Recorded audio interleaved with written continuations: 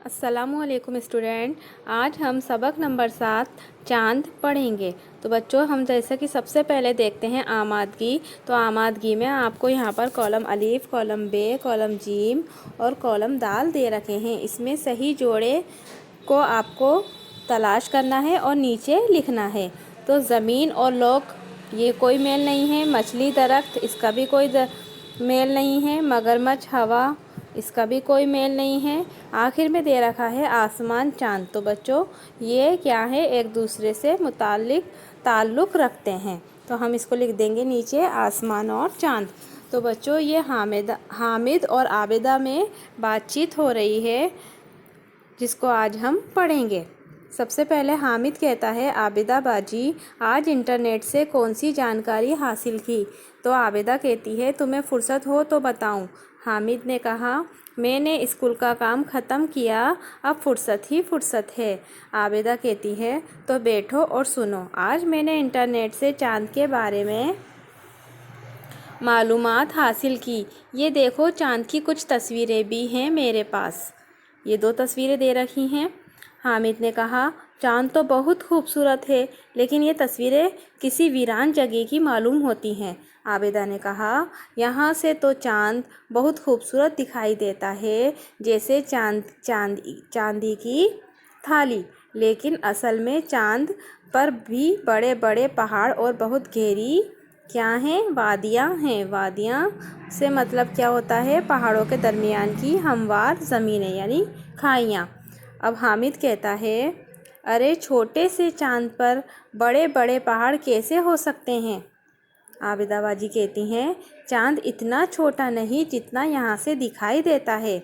ये ज़मीन जितना बड़ा नहीं, लेकिन फिर भी बहुत बड़ा है। दूर है, इसलिए छोटा नज़र आता है। फिर हामिद कहता है, कितना दूर है? आबिदा कहती है, अगर ज़मीन से चांद तक एक सीधा रास्ता हो और हम 6.5 किलोमीटर घंटा की रफ्तार से, कितना मीटर घंटा की रफ्तार से, 6.5 किलोमीटर फ़ी घंटा की रफ्तार से हर रोज़ 10 घंटा, हर रोज़ यानी डेली कितने घंटे, 10 घंटे सफ़र करें तो चांद तक पहुंचने में भी हमें कितने साल लग जाएंगे? 15 साल लगेंगे। कितने साल लगेंगे बच्चों? 15 साल। तो हामिद कहता है, तो ये लाखों मील की दूरी लगती है। आबिदा कहती है, बिल्कुल ठीक कहा।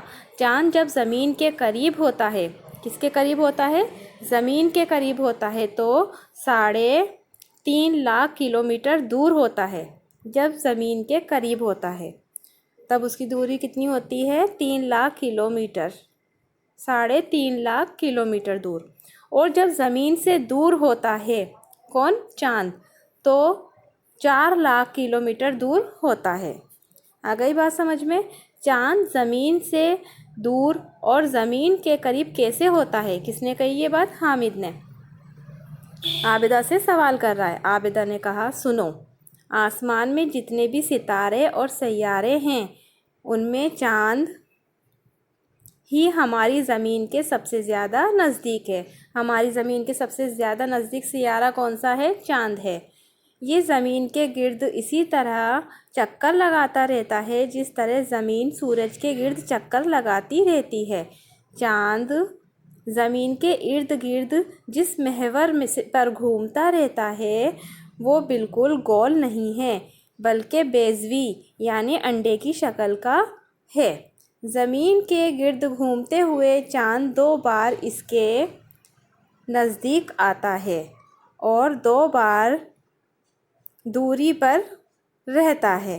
चांद की अपनी रोशनी नहीं है। क्या है बच्चों? चांद की जो रोशनी है वो उसकी अपनी नहीं है। उस पर सूरज की जो रोशनी पड़ती है उसका सिर्फ 7% उससे मुनअक्स होता है। मुनअक्स यानी वापस आता है लौटकर, इसलिए चांद दूधिया रंग का नज़र आता है। आ गई बात समझ में? चांद के आधे हिस्से पर हमेशा सूरज की रोशनी रहती है। किसकी रोशनी रहती है बच्चों? सूरज की रोशनी रहती है। किस पर? चांद पर। हम शुरू में इसके रोशन हिस्से का बहुत कम हिस्सा देख पाते हैं, जिसे हम हलाल कहते हैं। 1 हफ्ते के बाद हम आधा चांद देख पाते हैं। 2 हफ्तों बाद पूरा चांद नज़र आता है। चांद को अपनी हालत पर वापस आने में 29 दिन 12 घंटे और 44 मिनट लग जाते हैं। इस अरसे को कमरी महीना कहते हैं। क्या कहते हैं बच्चों? कमरी महीना कहते हैं। हामिद कहता है, आबिदा बाजी आपने कहा चांद पर पहाड़ भी हैं और वादियाँ भी। तो आबिदा जवाब देती हैं, हाँ है ना, यहाँ बड़ी नुकीली चट्टानें हैं, गहरी खाइयाँ हैं, ये सदियों से इसी हालत में हैं। ज़मीन की सतह जिस तरह तब्दील होती रहती है, चांद की सतह इस तरह तब्दील नहीं होती। ये इसलिए है कि चांद पर ना तो पानी है और ना हवा। तो बच्चों, चांद पर ना तो पानी है ना हवा, इस बात का ख्याल रखिए। उसके बाद हामिद कहता है, तो फिर आदमी चांद पर नहीं रह सकता? आबिदा कहती है, क्या मालूम कभी चांद पर बस्तियां बन जाएं। साइंसदानों का ख्याल है कि चांद पर मिट्टी के साथ जमी हुई बर्फ़ हो सकती है। इसके लिए खोज जारी है, यानी जो हमारे साइंसदान हैं वो इस पर खोज कर रहे हैं। उसके बाद हामिद कहता है, चांद के बारे में ये सब कब मालूम हुआ? आबिदा कहती है, साइंसदानों की तहकीक यानी उनकी रिसर्च खोज से पहले दूरबीनों के ज़रिए खोज की यानी तलाश की गई। फिर खलाई जहाज़ों के ज़रिए चांद पर मशीनें और कैमरे भेजे गए। कुछ खलाई जहाज़ों में साइंसदान खुद भी चांद पर गए। खलाई जहाज़ कहते हैं रॉकेट को। फिर हामिद कहता है, पहली बार चांद पर कौन गया? आबिदा जवाब देती है, 20 जुलाई 1969 ईस्वी को अमरीकी साइंसदान नील आर्मस्ट्रॉन्ग ने चांद पर पहला कदम रखा। इसके साथ एडविन एल्ड्रिन भी था। ये लोग अपोलो 11 नाम के खलाई जहाज़ में चांद पर गए। चांद पर ये इंसान का पहला कदम था। ये दोनों चांद पर 21.5 घंटे रहे। उन्होंने वहाँ तस्वीरें खींची, चट्टानों और मिट्टी के नमूने हासिल किए और वहाँ एक छोटा सा साइंसी स्टेशन लगाया। उनका तीसरा साथी माइकल कॉलिंस इस दौरान चांद की सतह के ऊपर जहाज़ उड़ाता रहा। हामिद ने पूछा, इसके बाद क्या साइंसदान चांद पर गए? आबिदा ने जवाब दिया, इसके बाद कई बार साइंसदान चांद पर गए। चांद और दूसरे सैयारों के बारे में जानने के लिए तजुर्बों का सिलसिला जारी है। फिर हामिद पूछता है, चांद के बारे में और कौन सी बातें मालूम हुई हैं? आबिदा ने जवाब दिया, बहुत सारी बातें मालूम हुई हैं, लेकिन बहुत कुछ जानना अभी बाकी है। कुछ बातें बड़ी दिलचस्प हैं।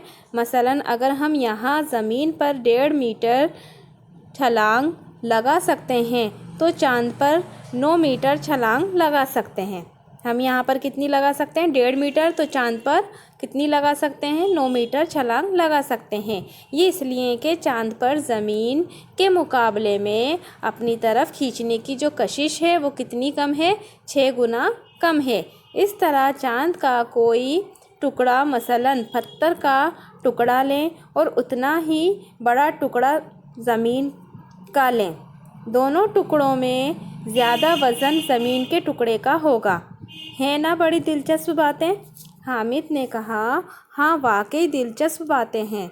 आबिदा ने जवाब दिया, तो आज बस इतना ही। हामिद कहता है, शुक्रिया, आपने बड़ी अहम जानकारी दी चांद के बारे में। आबिदा ने कहा, इस तरह की जानकारी तुम इंटरनेट से हासिल कर सकते हो, फिर तुम्हें शुक्रिया अदा करने की ज़रूरत भी नहीं पड़ेगी। दोनों हंसते हैं। तो बच्चों, उम्मीद करती हूँ आपको भी ये सबक समझ में आ गया होगा और इसी तरह से बहुत सारी चीज़ें, बहुत सारी जानकारियाँ, नॉलेज ऐसी है जो आप इंटरनेट से ले सकते हैं। तो बच्चों, आप भी इंटरनेट का सही इस्तेमाल कीजिए। امید کرتی ہوں آپ کو یہ سبق سمجھ میں آ گیا ہوگا. آپ کو اس سبق کے الفاظ معنی اپنی اردو کی کاپی میں کرنے ہیں. اپنا خیال رکھیے. اگلی درجہ میں پھر ملاقات ہوگی. اللہ حافظ.